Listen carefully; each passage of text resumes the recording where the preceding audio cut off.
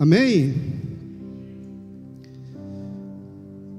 Domingo, dia do Senhor, dia em que nós nos encontramos aqui, dia em que no mundo todo os filhos de Deus se reúnem de uma forma especial para celebrar o que o Senhor Jesus já fez na vida deles, para expressar o amor a eles, a Ele, para expressar o amor que nós temos a Jesus, tudo o que Ele já fez. Nós chegamos aqui e falamos para Ele que nós amamos Ele mais do que a nossa vida. Chegamos aqui e declaramos que Ele é tudo para nós, que desejamos a presença dEle, que queremos ir mais profundo no relacionamento com Ele. O domingo é isso, amado. O domingo tem que ser com essa intensidade no coração. Você tem que chegar, nós temos que chegar aqui nesse lugar entregues, rendidos. Nós estamos no nosso lugar. Esse é o nosso lugar de fala. Está na moda, não está? Esse é o nosso lugar de adoração, de entrega, de rendição. Nós queremos sim ir mais profundo no relacionamento com Jesus. Nós queremos sim conhecer mais profundo do que existe nele para nós. Nós queremos alcançar níveis mais altos. Queremos viver coisas novas com Ele. Tem um lugar que todos nós deveríamos desejar muito visitar, amado. Seja para adorar, seja para conhecer mais um pouco dEle, para conhecer mais da vontade dEle, para ter mais intimidade. Tem um lugar que deveria ser o anseio dos nossos corações.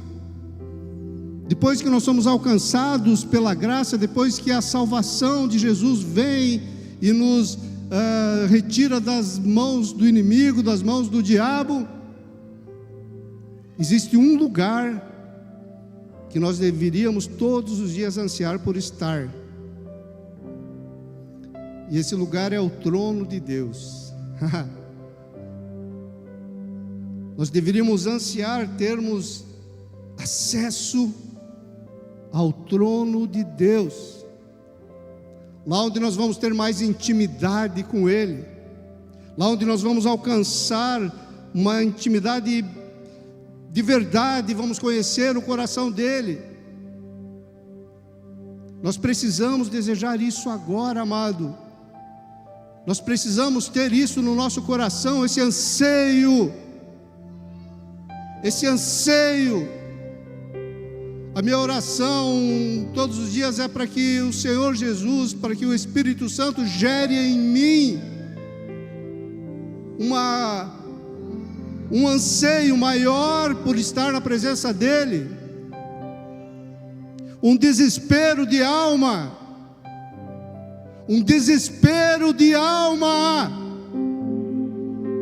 é isso que nós devemos ter. Nós devemos buscar no Espírito Santo para que Ele produza em nós um desespero de alma por Jesus.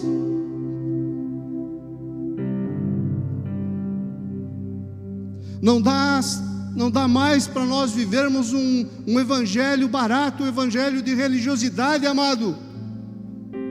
Nós temos que acessar lugares mais altos.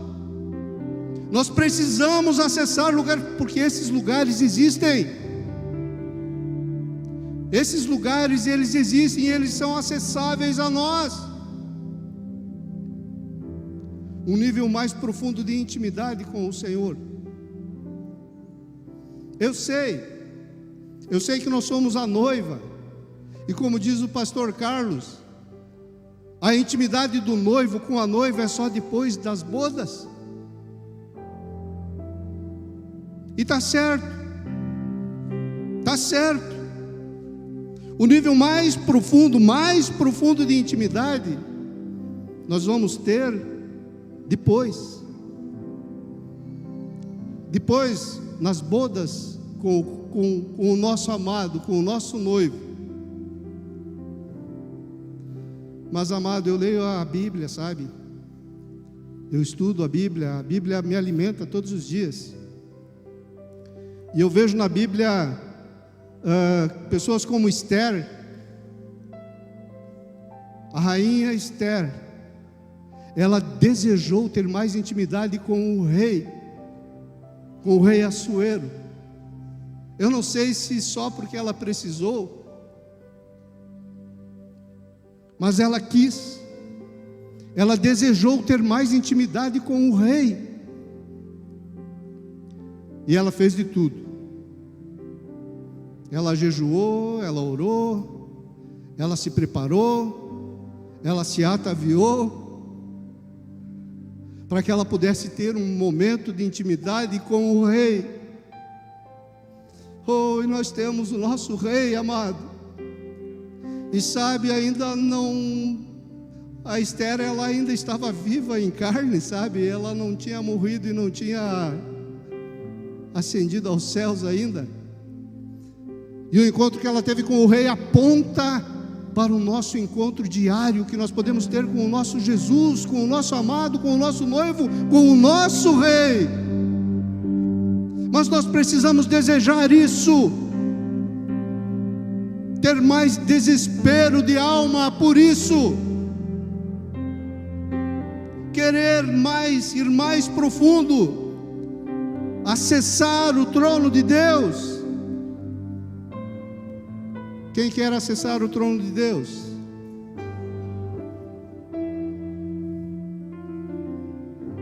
Deseje, amado. Minha oração é para que isso arda no teu coração de uma forma nova hoje, e que produza canções novas para você cantar no teu momento íntimo com Ele.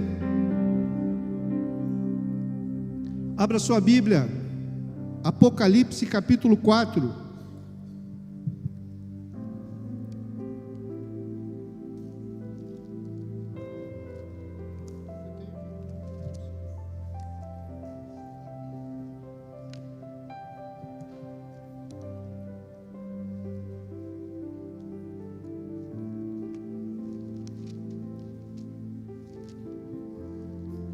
Isso, amados, glória a Deus, viu? Pastor, está funcionando, pastor. Viu, pastor Sérgio? Está funcionando. Nós não precisamos nem fazer apelo mais. As pessoas já estão vindo ofertar, dizimar. Aproveita, amado. Você que quer ofertar, você que quer dizimar, eu também quero.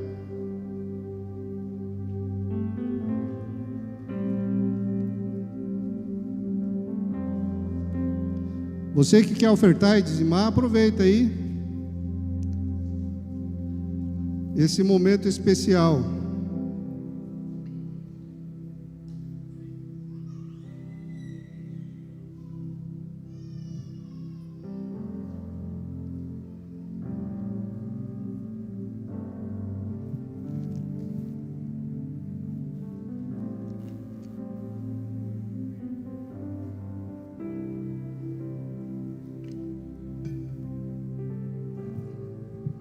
Amém. Nós vamos tirar no final. Estava deixando para o final, mas acho que eu vou fazer agora, pastor. É? Então tá bom. Então, Apocalipse capítulo 4.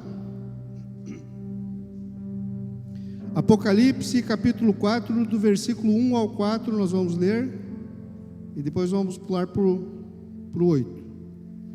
Depois destas coisas olhei, e eis não somente uma porta aberta no céu, como também a primeira voz que ouvi, como de trombeta, ao falar comigo, dizendo: sobe para aqui e te mostrarei o que deve acontecer depois destas coisas.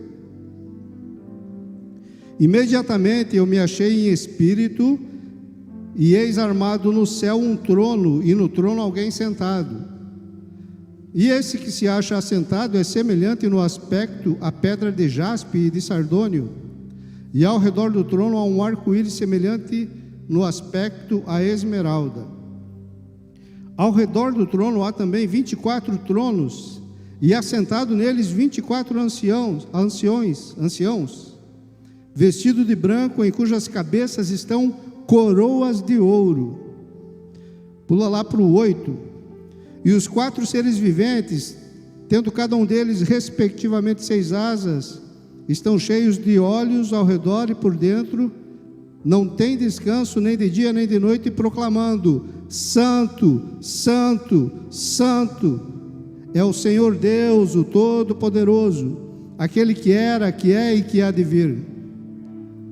Quando esses seres viventes derem glória, honra e ações de graças ao que se encontra sentado no trono, ao que vive pelos séculos dos séculos, os 24 anciãos prostrar-se-ão diante daquele que se encontra sentado no trono, adorarão o que vive pelos séculos dos séculos e depositarão as suas coroas diante do trono, proclamando: Tu és digno, Senhor e Deus nosso, de receber a glória, a honra e o poder, porque todas as coisas tu criaste, sim, por causa da tua vontade vieram a existir e foram criadas. Amém? João, ele esteve diante do trono de Deus, ele esteve em espírito, mas ele esteve diante do trono de Deus. Outro que esteve diante do trono de Deus foi Isaías também. No capítulo 6 do livro de Isaías, nós vemos contando o momento em que Isaías se achega diante do trono de Deus. João, ele foi para receber a revelação do Apocalipse. Eram homens de Deus. Eram profetas. Homens escolhidos a dedo pelo Senhor. Quando aconteceu isso com Isaías, quando Isaías acessou o trono de Deus, em Isaías 6, o Espírito Santo ainda não havia sido derramado em todas as pessoas. Ainda não havia sido derramado. João, sim, João, quando ele foi ao trono de Deus, sim, ele já havia recebido o Espírito Santo. Mas Isaías não. Então o que eu quero dizer com isso é que nós também podemos. Eu não sei se eu posso ir tão longe na minha experiência espiritual. Mas Hebreus capítulo 4, abre a sua Bíblia aí em Hebreus.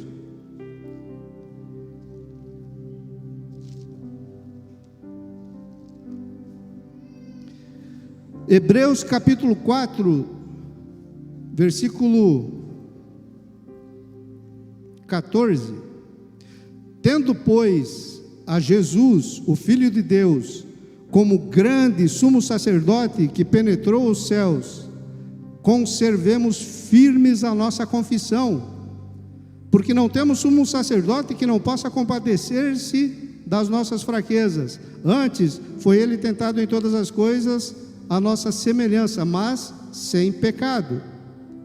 Acheguemo-nos, aí no 15, no 16, acheguemo-nos, portanto, confiadamente junto ao trono da graça, a fim de recebermos misericórdia e acharmos graça para socorro em ocasião oportuna.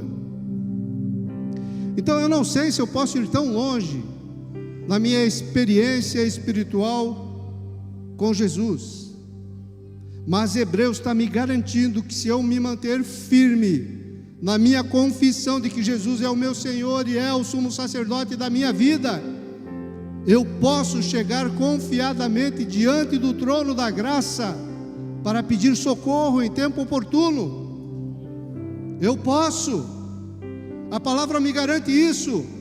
E como Esther, dependendo da situação que eu estou passando na minha vida, eu posso me achegar diante do trono da graça.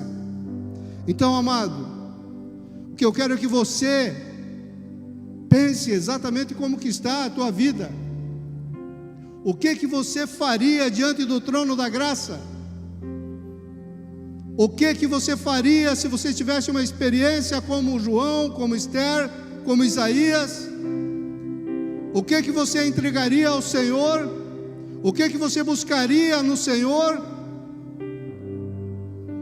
Talvez, como Esther, você precise interceder pela tua família.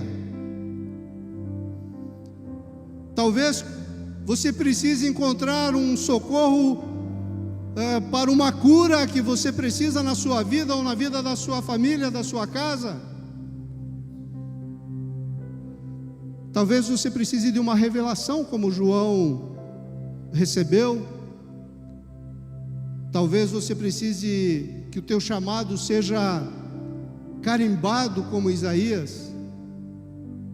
Isaías, quando ele entrou diante do trono da graça, até o capítulo 6 de Isaías, ele falava das pessoas.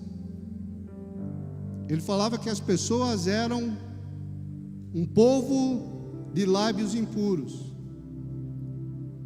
E quando ele chegou diante do trono da graça, ele viu ele. E quando ele viu ele, ele viu que ele era um homem de lábios impuros, que vivia no meio de um povo de impuros lábios. Então talvez o que você precise diante do trono da graça de Deus seja isso, seja um espelho, para que você possa olhar para dentro de você e ver o que o Senhor precisa alinhar na tua vida.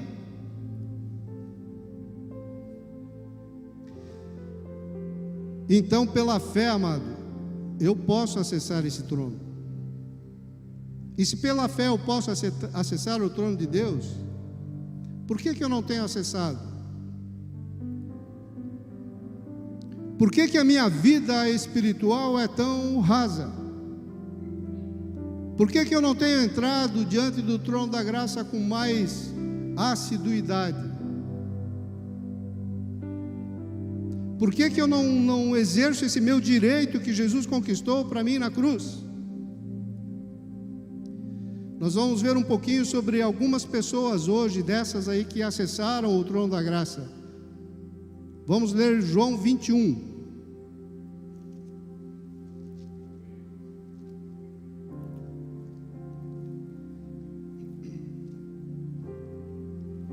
João capítulo 21, versículo 19. Não, 20. Versículo 20. Pode ser o 19. Disse isto, Jesus disse isso, né? Para significar com que gênero de morte Pedro havia de glorificar a Deus depois de assim falar, Jesus acrescentou a Pedro: segue-me. Jesus falou para Pedro: segue-me, Pedro. E então Pedro, voltando-se, viu que também o discípulo João, o discípulo a quem Jesus amava, também estava o seguindo. E reclamou com Jesus. E reclamou e disse: Jesus, por que conta esse aí, por que ele está seguindo também? E Jesus falou: que te importa se eu quero que ele permaneça? Segue-me, você simplesmente siga-me, só siga-me. Depois de Jesus falar para Pedro aquela conversa do Pedro, tu me amas, lembra? Pedro, tu me amas, 3 vezes, para reposicionar Pedro. Depois disso, Jesus fala para Pedro: Pedro, segue-me. Então Jesus tem todo um trabalho com Pedro para reposicionar ele. Pedro havia abandonado o ministério, já estava voltando à pesca, e Jesus vai lá e reorganiza ele, e no final ainda tem que falar para ele: Pedro, segue-me. E Pedro olha para o João que vem vindo e reclama. A questão é, amado, que João não precisou ouvir de Jesus: segue-me. João não precisou que Jesus insistisse com ele. João simplesmente estava seguindo Jesus, porque era a vida dele seguir Jesus. Ele estava seguindo porque não tinha outra coisa a fazer para ele. Ele não precisa ser convidado para seguir Jesus. Ele simplesmente vai. Outro é Estevão. Estevão também representa muito bem essas pessoas que acessaram o trono de Deus. Em Atos capítulo 7, Estevão ele prega para os religiosos. Ele passa o capítulo 7 inteiro pregando para os religiosos, pregando o que Jesus havia feito, o que eles haviam feito com Jesus. E chega no final do capítulo 7, os religiosos com ódio o apedrejam e o matam. Eles matam Estevão, de tanto ódio que ficaram. Só que antes de morrer, Estevão olha para o céu e vê o céu aberto, e ele vê o trono de Deus. Ele vê o trono, ele tem uma visão do trono de Deus, de Jesus à destra do Pai.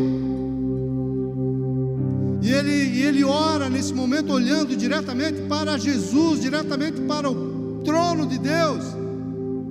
E ele ora e pede para que Deus não impute àqueles homens aquele mal que eles estavam fazendo. Ele diz: perdoa-os, Pai, perdoa-os. A questão é, amado, que Estevão não era um discípulo de Jesus, íntimo de Jesus. Estevão não era João. Estevão não era um apóstolo. Não. Estevão era uma pessoa comum. Era uma pessoa que havia sido levantado um capítulo antes. Só que ele era cheio do Espírito Santo. Ele era um diácono. Ele servia com alegria, com amor. O que eu quero dizer com isso é que é para todos nós.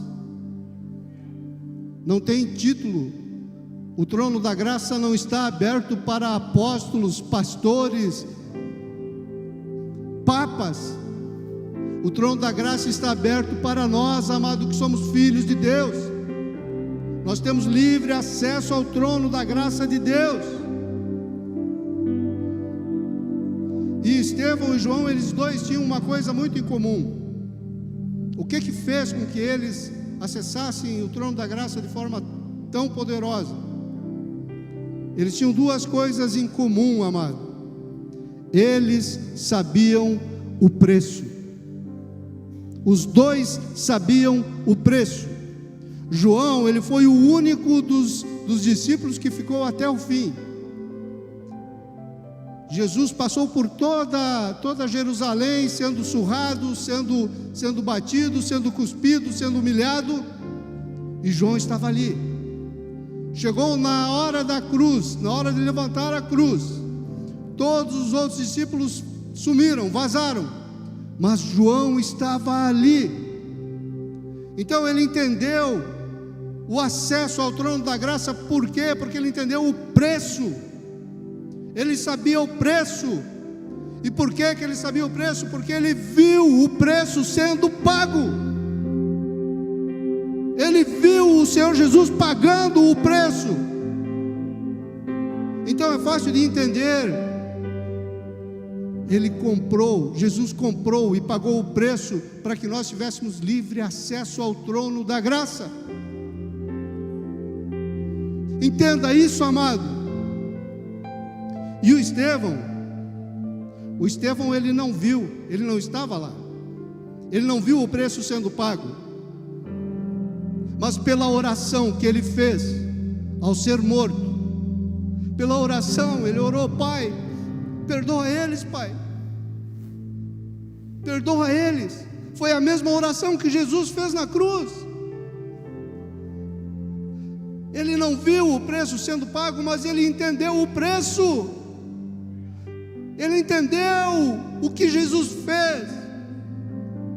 E ao ser morto, apedrejado, você já imaginou você ser morto, apedrejado? Você vai morrendo aos poucos. Não é como você levar um tiro e morrer. Ele foi morrendo e intercedendo pelos caras. Perdoa eles. Eles não estão enxergando o trono da graça que eu estou enxergando. Eles não entenderam o preço que tu pagou, Jesus, e eu entendi. Quando você, amado, for apedrejado, quando te jogarem pedras, quando quiserem te fazer mal, quando falarem mal de você, perdoa-os, ore por eles. Nós estávamos sexta-feira aqui na sala, a Alexia orou pelas crianças do Brasil, e nós vemos que tem muitos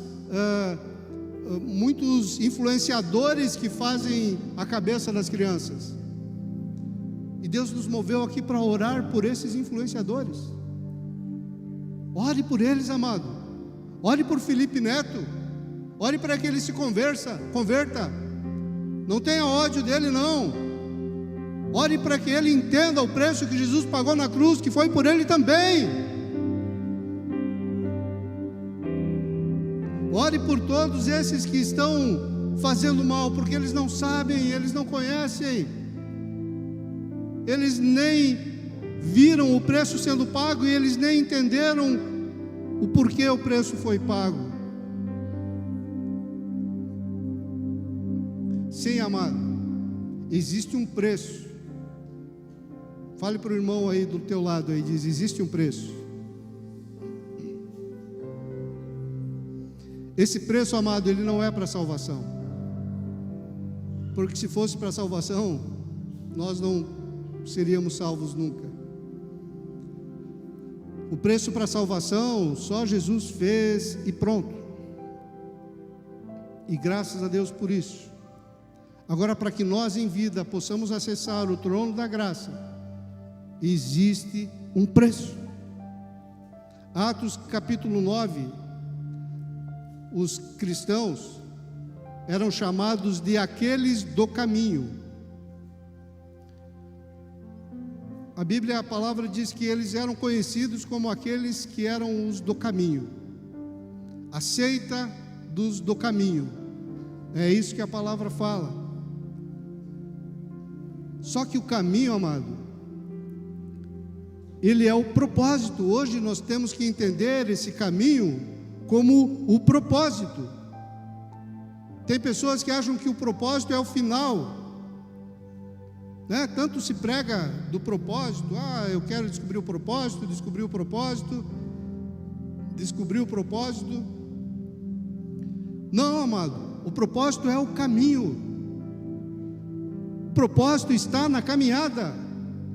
E para ter acesso ao trono da graça, eu preciso viver o propósito, eu preciso viver o caminho, eu preciso viver a caminhada, porque é nesta caminhada que tem a ação poderosa que abre a porta do reino.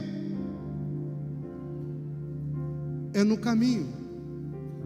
Se eu não for conhecido como aquele do caminho, como um daqueles do caminho, que persevera no caminho, que persevera no propósito, que luta o bom combate, corre a boa carreira e guarda a fé até o final, se eu não vencer esse caminho, eu não vejo o trono da graça.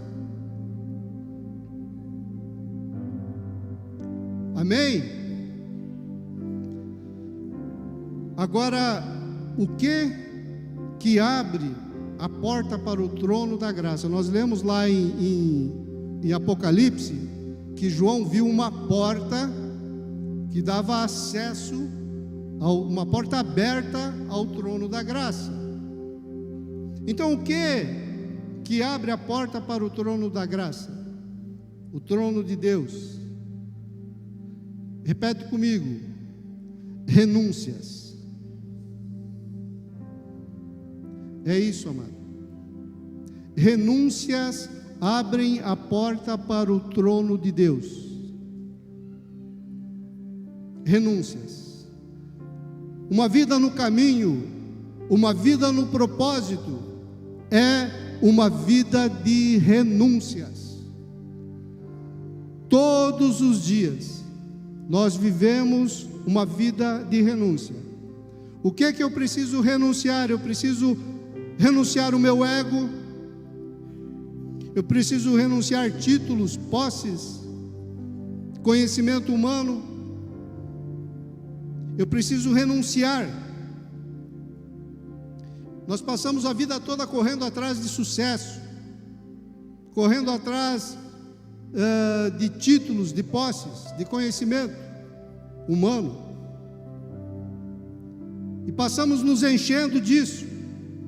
Eu me formo, eu me capacito, eu treino, eu entendo, eu conheço as coisas, eu empreendo, eu tenho uma carreira.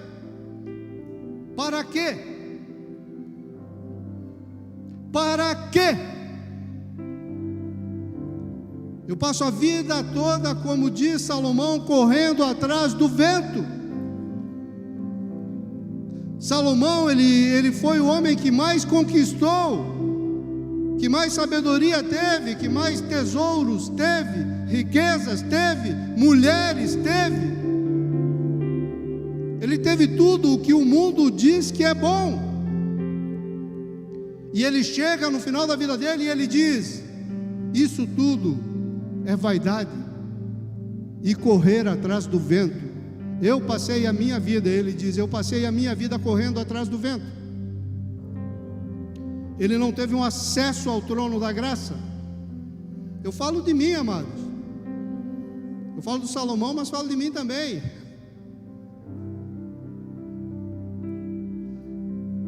A vida toda correndo atrás de dinheiro, de reconhecimento, de conquista, mas vazio.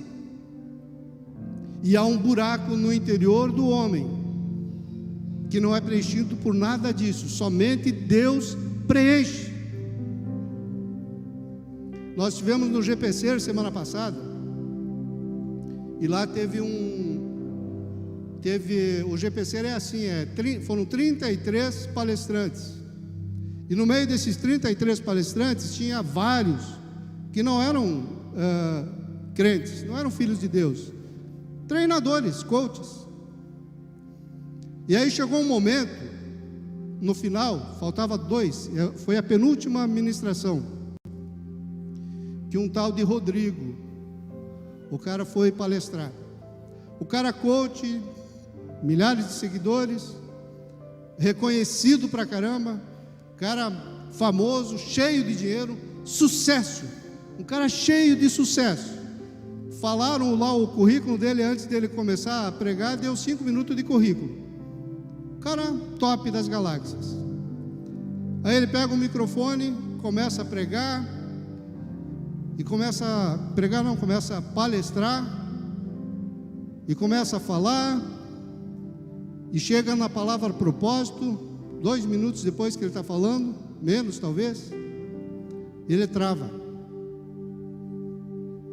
Ele trava e cai chorando.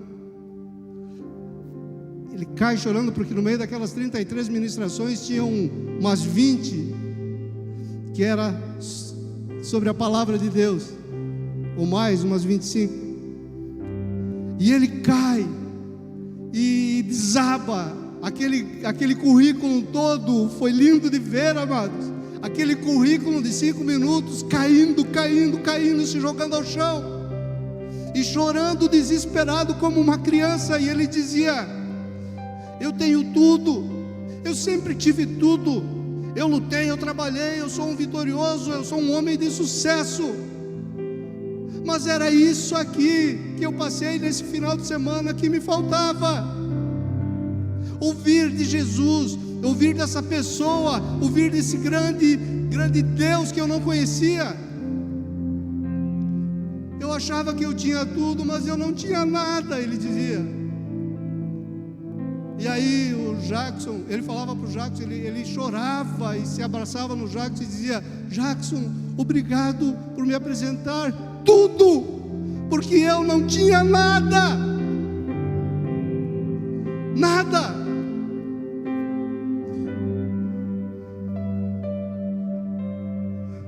E ele dizia: era isso que faltava. Por isso essa música tem a ver. Era isso que faltava. Tudo. Faltava tudo. E aí o Jackson faz um ato profético com ele, como ele nascendo de novo, tudo, nada combinado, nada, as coisas acontecendo. E ele nasce de novo ali na nossa frente. Uma das experiências mais lindas que eu já vi na vida de novo nascimento, de conversão. Tremendo. Valeu todo o tempo que nós passamos lá. Mas o que eu quero dizer com isso, amado? Nada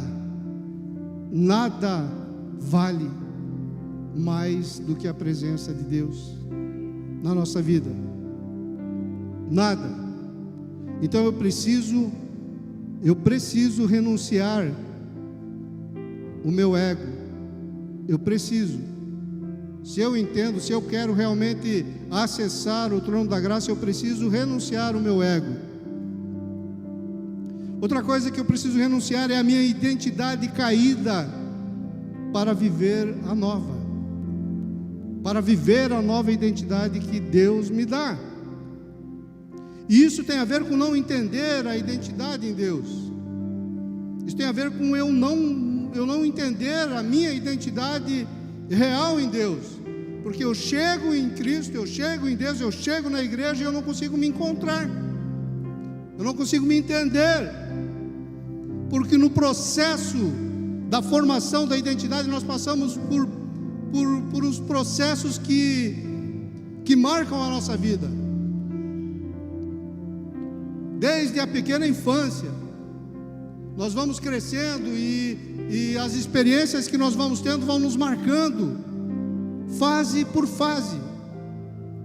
E nós vamos crescendo e vamos tendo a nossa identidade formada com todo aquele atropelo, com todos aqueles processos, com muitas vezes, muitas dores, às vezes abusos, situações que marcam a nossa vida e marcam a nossa identidade. E é por isso que nós precisamos renunciar à nossa identidade caída quando nós viemos para Cristo.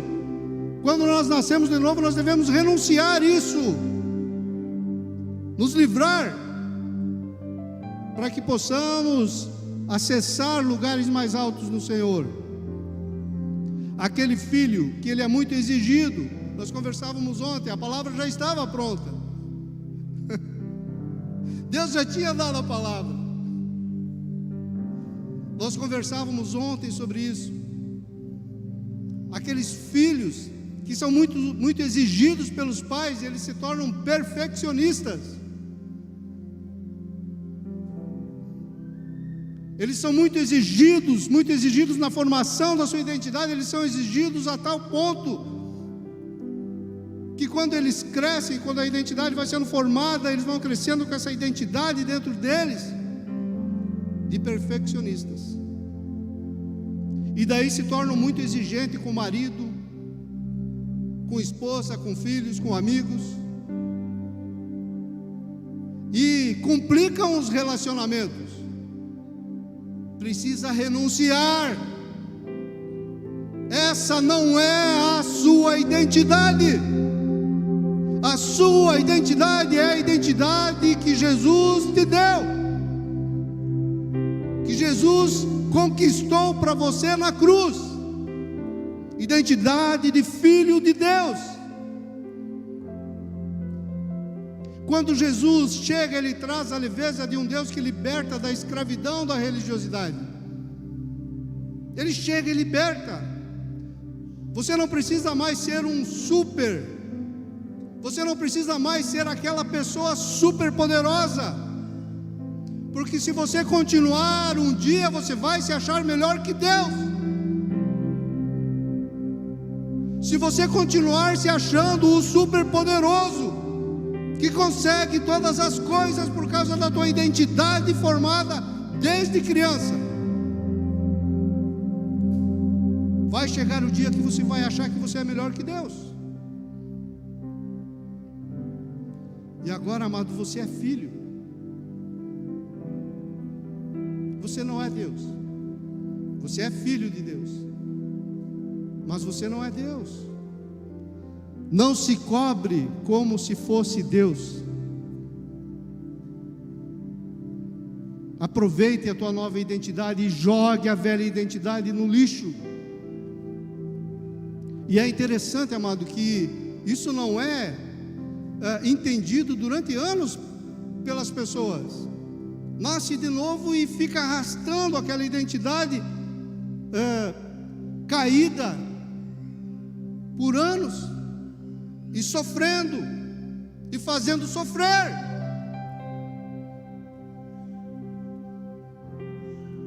Tem filhos que não têm muito cuidado dos pais, e se sentem abandonados. O abandono, a identidade de abandonado. A identidade de abandonado é imprimida dentro da alma, desde criança, desde pequeno. E daí a pessoa cresce e faz de tudo para merecer a atenção das pessoas, e também do pai. Faz de tudo para que as pessoas precisem dela. Faz de tudo para se sentir útil para as pessoas, porque acha que as pessoas vão abandonar se não for útil. Você não precisa fazer nada para o Pai te amar. Você não precisa fazer nada, Ele não vai te abandonar. Ele não vai. Pode até a mãe esquecer do filho que a está amamentando, mas eu não esquecerei de você, diz o Senhor. Nunca. Você é meu. Nada que você faça mais ou menos mudará isso.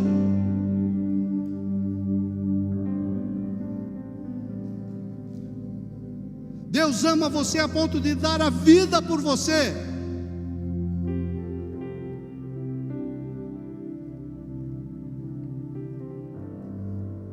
Lá no GPC teve o testemunho de um ex-gay também. Ex-gay, o nome dele eu não lembro. Lembra? Não lembro o nome dele.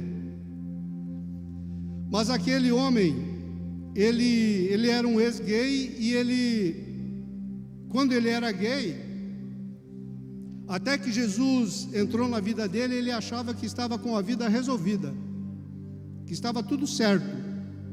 Ele havia sido muito abusado na infância e na juventude. Durante toda 4 anos de idade até 14, 15 anos ele havia sido abusado. E ele se tornou gay, mas ele se tornou um gay famoso entre as celebridades. E aquela fama que ele adquiriu, ele ressignificou os abusos. Ele ressignificou com a fama os abusos. E ele conseguiu viver alguns anos com aquela situação. E ele se achava bem, se achava tranquilo, se achava um vencedor. Só que Jesus chegou na vida dele, e aí ele entendeu que faltava algo. Ele falava assim, e engraçado que ele não perdeu os trejeitos, né? Ele já é um marido, pai, pastor, e ele tem os trejeitos de gay ainda. Muito engraçado ele pregando, né, lá, ensinando nós e falando da vida dele. Mas chegou Jesus na vida dele, E aí ele teve aquele impacto e ele começou, ele não entendia o que estava acontecendo com a vida dele, porque daí tudo que ele tinha começou a ruir, porque Jesus, ele sempre vai destruir o que precisa ser destruído. Então, amado, quando você estiver sofrendo uma destruição na sua vida, fique tranquilo, porque se Jesus está no negócio, se Deus está na situação, fique tranquilo, porque Ele vai primeiro acabar com tudo que precisa ser acabado, para depois reconstruir de uma forma correta, reconstruir a identidade correta. E ele lá, ele contando, né, que ele começou a lamber as feridas dele. Lamber as feridas também é alimentar o ego, amado. Quando as coisas não vão muito bem, quando eu não perdoo quem me ofendeu, quem me feriu, eu fico lambendo as minhas feridas. Isso também é alimentar o meu ego. Eu preciso perdoar aquele que me feriu, para que eu vença o meu ego, para que eu consiga vencer o meu ego e consiga dar mais um passo. Renunciar o ego também é isso. O Senhor não quer ressignificar a tua vida, não. O Senhor quer curar, o Senhor quer fazer uma nova criatura. É isso que Ele quer. Ele não quer ressignificar nada, Ele quer transformar tudo. Quando eu entendo a minha identidade, eu não sou mais ferido facilmente. Quando eu finalmente entendo a minha identidade, eu não sou mais ferido, pelo menos não muito facilmente. Eu consigo entender que aquela pessoa que está me ferindo, ela também tem suas lutas, e ela está me ferindo porque ela foi ferida. Então talvez essa pessoa precise muito mais da minha ajuda do que eu preciso da ajuda de alguém. E eu não posso ficar lambendo as feridas quando eu sou ferido. Eu tenho que entender que eu sou filho, que eu tenho direito de entrar no trono da graça. Eu tenho esse direito. E lá eu terei todas as minhas feridas curadas. E amados, as feridas, elas podem servir para propósito. Elas podem servir, e normalmente elas servem para cumprir a tua caminhada, para cumprir o teu propósito, para cumprir o que Deus tem para a tua vida. Só que eu só serei curado se eu expor as minhas feridas. E aí é que está o problema. Aí é que está o grande problema. Porque o diabo trabalha no oculto, e a ferida oculta, ela não é curada. E o diabo sempre trabalha na nossa mente para que a gente fique defendendo, protegendo as nossas feridas, as nossas fraquezas, o nosso pecado. Sempre. Como? O que vão falar de mim? O que a igreja vai falar de mim se souber isso? Se souber que eu fiz isso, que aconteceu isso comigo? Como? Amado, Jesus foi muito ferido na cruz. Muito ferido até chegar na cruz. E lá Jesus ficou nu, pelado. Essa imagem que você viu na igreja católica aí, com o crucifixo lá e o Jesus de sunguinha, não. As pessoas que eram crucificadas, elas não tinham esse direito. Jesus ficou pelado na cruz, e surrado, totalmente ensanguentado. Todos viram a nudez de Jesus. Todos os que estavam ali viram a nudez de Jesus.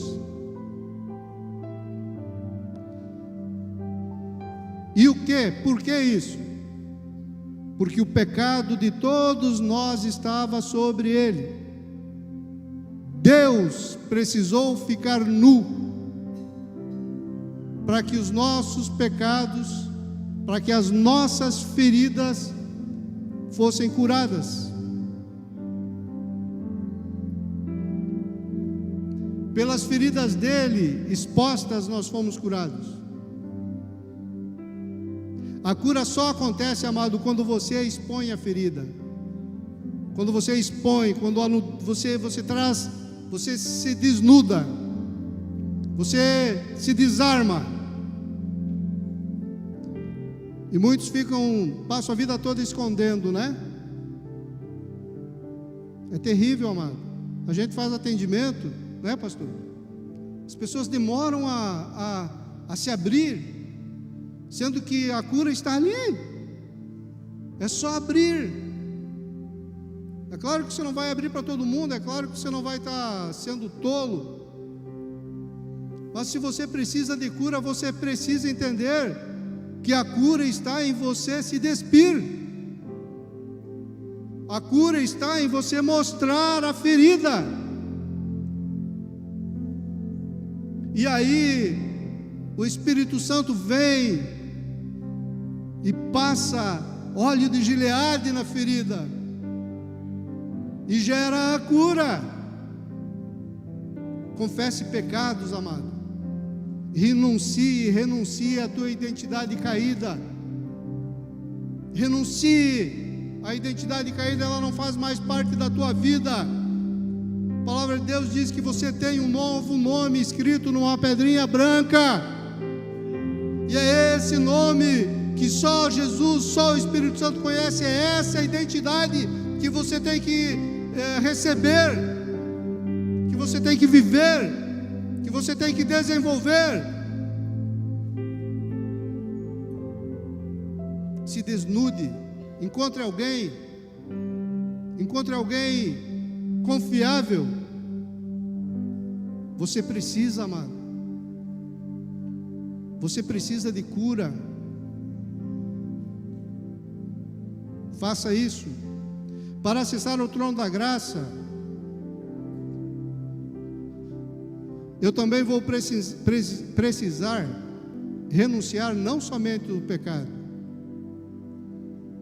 O pecado é uma coisa natural que eu tenho que renunciar. Mas para que eu acesse o trono da graça, o trono de Deus, eu vou precisar renunciar até o que eu tenho direito. Até o que você tem direito. Deus amado, Ele não honra conquistas, Ele honra renúncias. Deus, Ele fica olhando para a tua vida e Ele não está nem aí para as tuas conquistas. Nem aí. Ah, Deus, me ajude a conquistar isso, porque eu vou glorificar o teu nome com isso. Como se Deus precisasse. Como se Deus precisasse de você para glorificar o nome dEle. Agora, quando você renuncia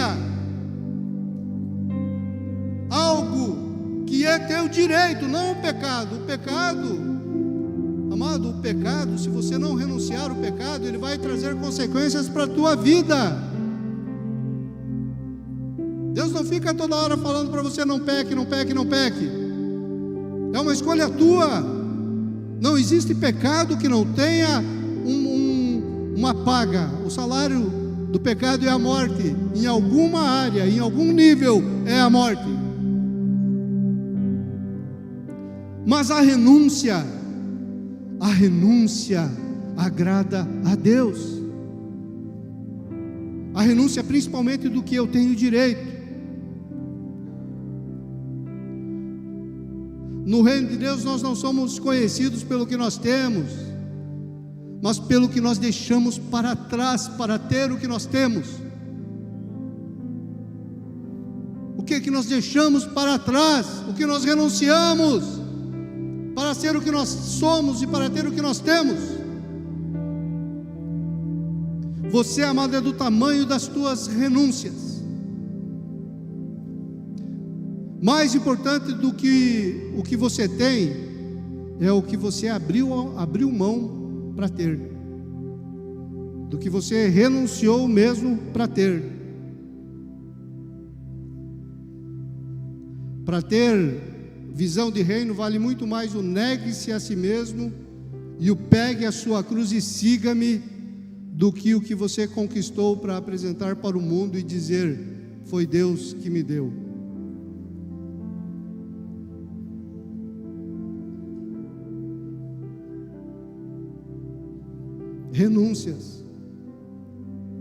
Renúncias agradam a Deus.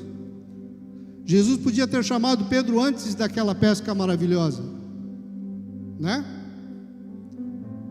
Jesus podia ter chamado Pedro: ó, Pedro, vamos trabalhar, rapaz. Larga aí o barco aí, vamos trabalhar. Mas não. Jesus primeiro encheu o barco de Pedro de peixes. Encheu o barco dele de peixe. E daí falou para Pedro: renuncia, Pedro, e vem. Renuncia e me segue. Largar o barco vazio e rede vazia é fácil, não é renúncia. Renúncia é o que nos custa, e o que não nos custa não vale nada. O que não tem algum custo real, verdadeiro, para nós não vale nada.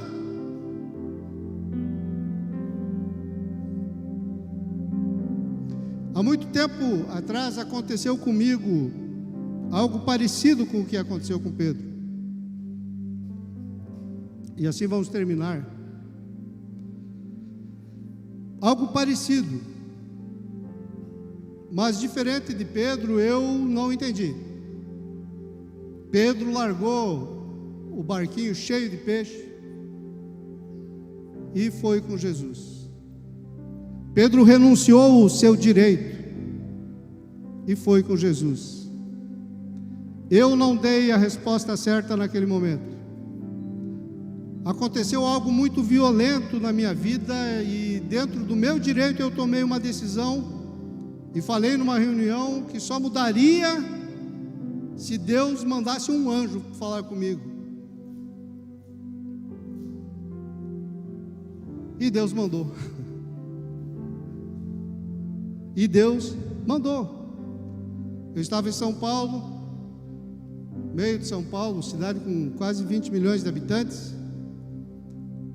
E eu vou pegar um táxi lá no meio daquela situação toda. Quem que eu encontro no táxi? Um amigo meu, pastor. E Apocalipse fala que pastor é o anjo da igreja.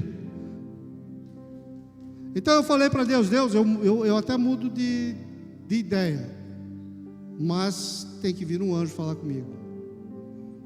E lá no meio de São Paulo, e eu fiquei brigando com aquele anjo do Senhor a tarde toda. Paguei o almoço para ele, sacrifiquei. E fiquei a tarde toda falando com ele. Qual a probabilidade, amado, disso acontecer em São Paulo? Não, impossível. Impossível. E eu abri o coração para aquele pastor, aquele amigo. E eu falei que naquela situação eu tinha todo o direito, e a decisão que eu tomei era embasada no meu direito. E que há muito tempo eu vivia naquela situação e que Deus estava me esmagando há muito tempo naquela situação. E ele disse para mim: eu acho que Deus quer te esmagar mais um pouco. E eu fiquei brigando com ele. E ele falou: fique mais um pouco, seja esmagado, seja ofendido mais um pouco. Fique, permaneça mais um pouco sendo ofendido e esmagado. Mas aí no final da conversa ele falou: mas você está no teu direito. Se você decidir seguir assim, Deus estará contigo. Não tem problema, você não vai perder a salvação, mas você vai deixar algo muito precioso pelo caminho. Você ainda não foi esmagado o suficiente, ele falou. Meu amigo, imagina a conversa. E eu decidi ficar no meu direito. Eu decidi ficar no meu direito. E o Senhor não deixou de estar comigo. O Senhor permaneceu comigo. Mas eu perdi muitas coisas preciosas nele, que eu tinha nele por causa daquilo. Até o meu ministério travou por algum tempo. Eu cheguei a voltar aos negócios que eu já havia diminuído, como Pedro, voltar para a pesca. E até a profunda intimidade que eu tinha com o Senhor diminuiu. E aí eu entendi que eu deveria ter feito diferente. E a intimidade voltou quando eu entendi que eu deveria ter feito diferente. E eu fui aos pés do Senhor e fui sincero com Ele. E falei para Ele: Senhor, eu não aguentei, eu fui fraco nessa situação. Eu sei que o Senhor queria me esmagar mais um pouco, mas eu não consegui. E eu não consegui.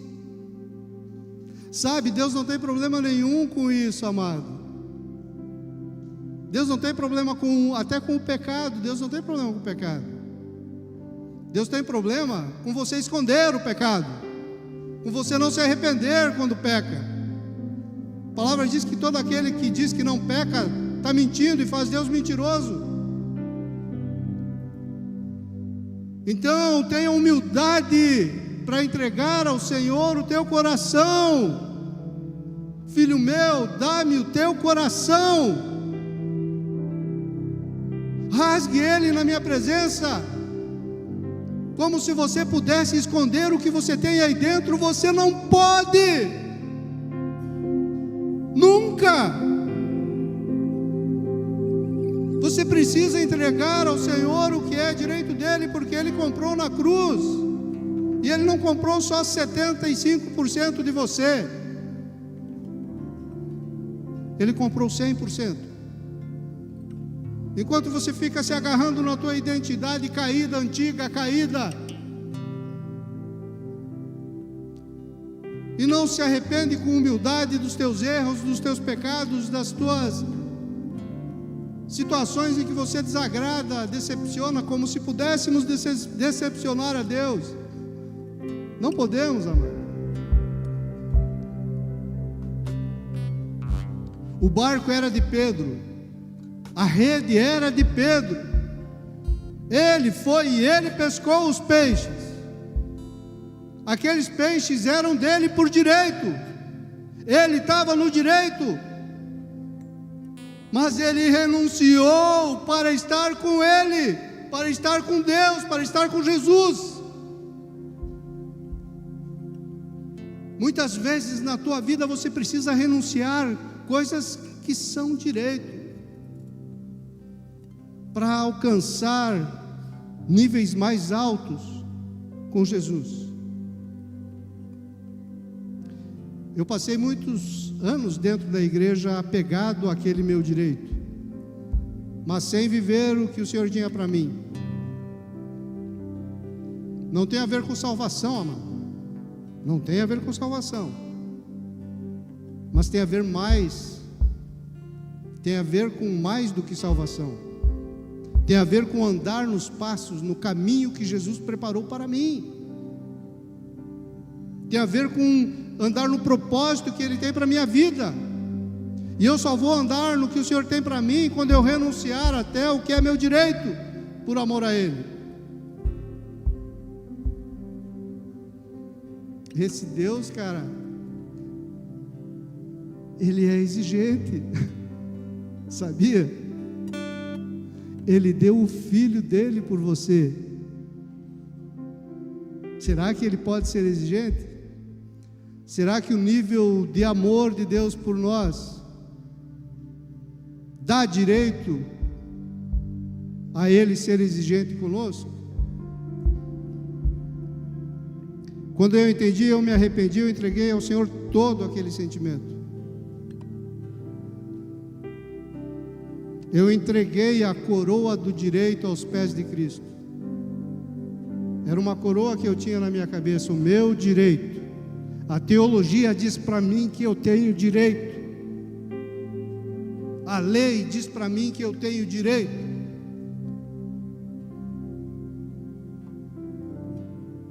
Aí ele voltou e recomeçou o processo da onde tinha parado. Ele é assim. Ele só espera uma atitude nossa. Eu ainda sou esmagado, amado, e eu tenho muito o que ser esmagado ainda pelo Senhor. Mas eu estou no caminho. Eu estou no propósito. Fica em pé, amado.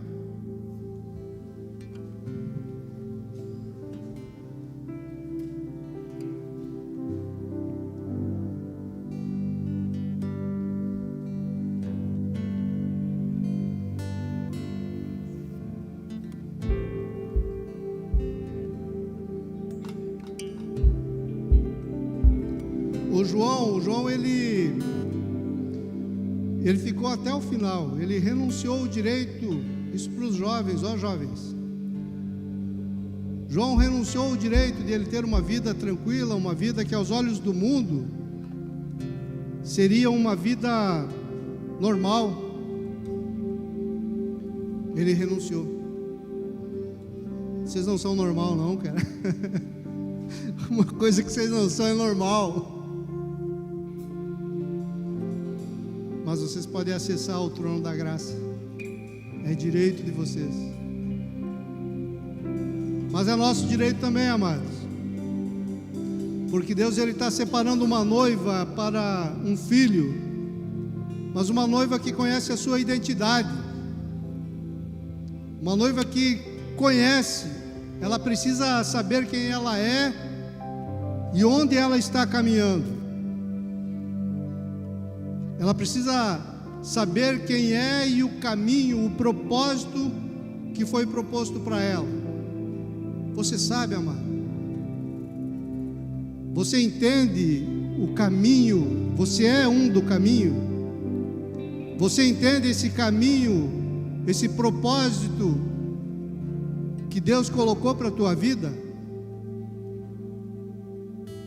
Você sabe de todas as renúncias que você vai ter que fazer? Não, aqui não tem o culto da bênção, não. Aqui o culto é uma bênção. Você entende isso, amado? O que te foi proposto? Você consegue renunciar às coisas que te são lícitas por amor a Jesus? Você entende que você é dele e ele é teu? Você entende isso? Que nada importa mais do que Ele?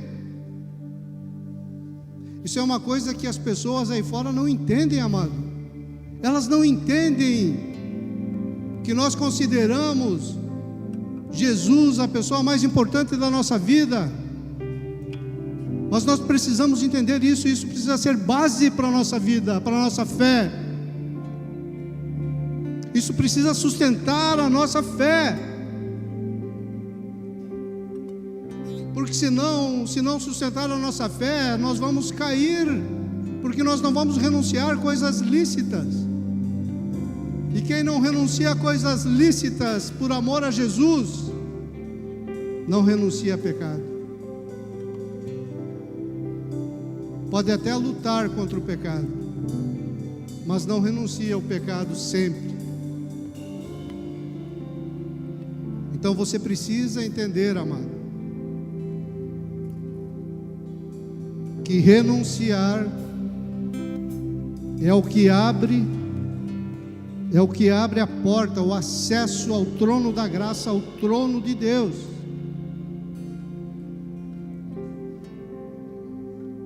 Vamos orar? Vai colocando diante do Pai a tua vida, vai colocando as áreas da tua vida, as situações da tua vida que você precisa renunciar de verdade.